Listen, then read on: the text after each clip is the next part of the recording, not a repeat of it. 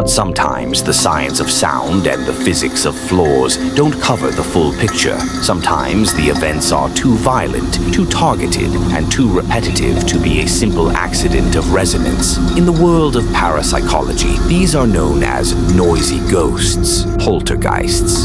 Unlike traditional hauntings, poltergeist activity is characterized by the movement of heavy objects and spontaneous kinetic energy, and the historical record is full of dressers that refuse to stay put.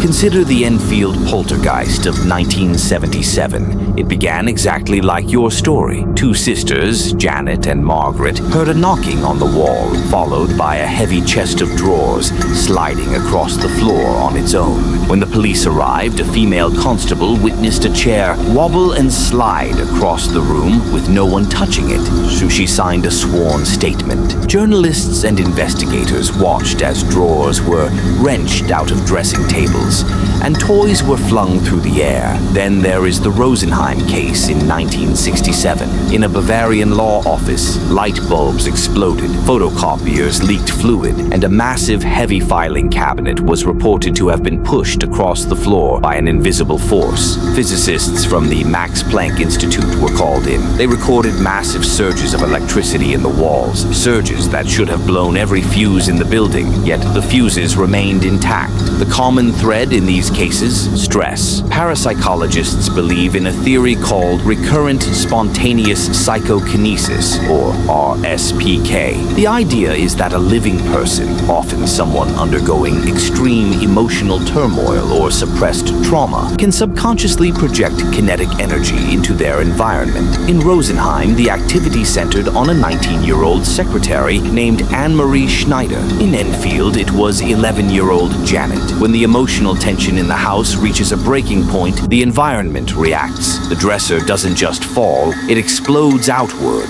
fueled by the invisible frustration of the people living within the walls. Is it possible that the loud crash you heard wasn't a spirit from the past, but a physical manifestation of the present? A discharge of psychic energy so potent it could move a 200-pound piece of oak. There is one more possibility, a theory that suggests your house isn't haunted by a person, but by a memory. This is the stone tape theory, proposed in the 1970s. This theory suggests that certain building materials, specifically limestone and quartz, can act as a recording medium. Just as magnetic tape stores sound, these minerals may soak up the emotional energy of traumatic or high-intensity events. Under certain atmospheric conditions, such as high humidity or a drop in barometric pressure, the tape plays back. You aren't seeing a dresser fall. You are witnessing a residual loop. Perhaps 50 years ago, in that same spot, someone else felt a moment of pure terror. Perhaps they threw an object, or a piece of furniture fell during a struggle. The stone tape theory suggests that the house remembered that movement. The crash you heard was the playback of an old recording, or a physical echo of a past trauma that has imprinted itself into the very fabric of the room. This would explain the chill and the intriguing atmosphere. You aren't dealing with an intelligent entity that wants to hurt you. You are caught in a glitch in time, a place memory that repeats itself regardless of who is standing in the room. The dresser fell today because the environment finally reached the right conditions to release that stored energy. So, we come back to that room. The dust is still settling. The dresser is face down. The drawers are closed. If you ask a scientist, they will tell you about the 8.4 degrees critical angle and the micro vibrations of the floorboards. They will tell you to anchor your furniture to the wall studs immediately, because regardless of the cause, a falling dresser is a deadly weapon. They will tell you that every interaction with furniture involves different physics, and you just happen to be home for the 1 in a million moment when the balance finally failed. If you ask an acoustician, they will tell you to check for infrasound. They will tell you that a distant storm or a hidden fan is vibrating your eyeballs and your chest, creating a chilling sensation that your brain is trying to make sense of. But if you ask the families in Enfield, or the lawyers in Rosenheim, or the Hermans in Long Island who watched porcelain figurines fly across their living room, they will tell you something different. They will tell you that sometimes the world we see is only a fraction of the world that exists. They will tell you that the unseen has weight, and that sometimes all that weight becomes too much for the room to hold. The dresser fell, that is a fact. But as you stand there in the silence that followed the crash, you realize the most terrifying part isn't the mess on the floor. It's the realization that you were never as alone as you thought. Your house is a witness. It records the sounds you make, the stress you feel, and the movements of the people who were there long before you. And every once in a while, it decides to play those memories back. Next time you hear a creak in the hallway or a faint tap on the wall, don't just brush it off as the house settling, because the physics of the impossible are working all around you, every second of every day. And you never know when the next loud crash is going to be the one you can't explain away. You're standing in your kitchen. It's a normal afternoon.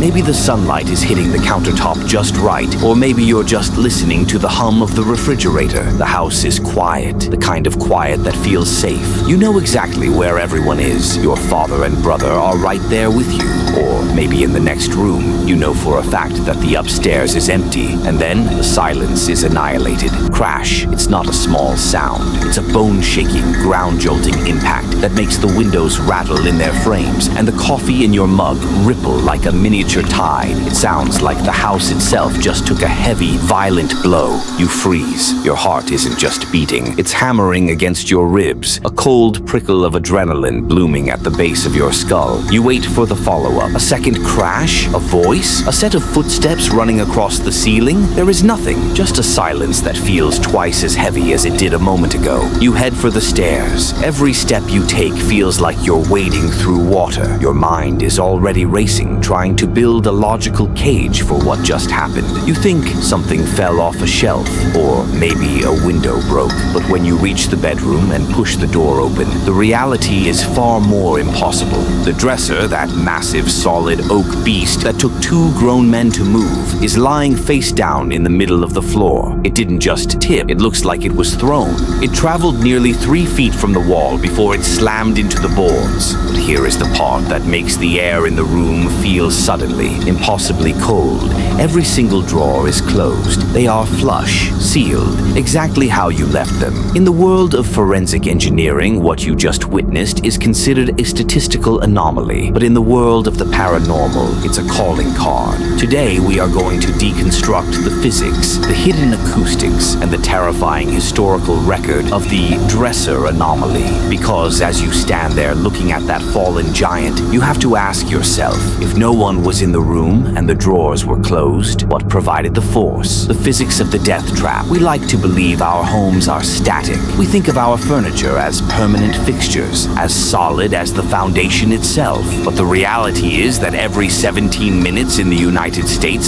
someone is injured by a piece of falling furniture. It's a hidden epidemic, a danger lurking in plain sight. Between 2000 and 2011 alone, the Consumer Product Safety Commission estimated that 349 people, 84% of them children, died because of furniture tipping over. Usually, the reason is simple. A child climbs an open drawer like a ladder, shifting the center of gravity. But your drawers were closed, and you were alone. To understand how a dresser can jump from a wall with the drawer sealed, we have to look at the math of incipient liftoff. Every object has a critical balance angle, represented by the Greek letter alpha sub c. For a standard household dresser, that angle is surprisingly small. Forensic testing shows that if a dresser is even slightly top-heavy, that critical angle can drop to just 8.4 degrees. At that point, the unit is displacement sensitive. It is effectively standing on a knife's edge, waiting for a single microscopic nudge to turn potential energy